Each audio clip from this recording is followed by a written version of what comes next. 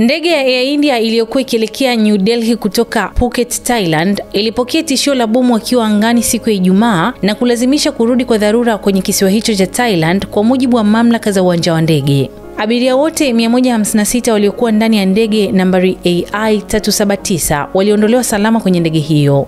Hakukuonesha kifaa chochote cha kutiliwa shaka na shughuli za uwanja wa ndege zikuvurugwa, mamlaka zilisema. Tukio hilo lilitokea baada ya ujumbe wa tishio la bomu kupatikana kwenye mojawapo ya vioo vya ndege muda mfupi baada ya kuruka, alisema meneja mkuu wa uwanja wa ndege wa Phuket, Monchai Tanod, katika mkutano wa waandishi wa habari. Polisi waliwachukua washukiwa kwa mahojiano, lakini hawakuweza kubaini kwa uhakika ni nani aliandika ujumbe huo, aliongeza. Afisa wa Air India alisema awali kulikuwa na washukiwa 3, lakini wote wameachiliwa baada ya kusafishwa.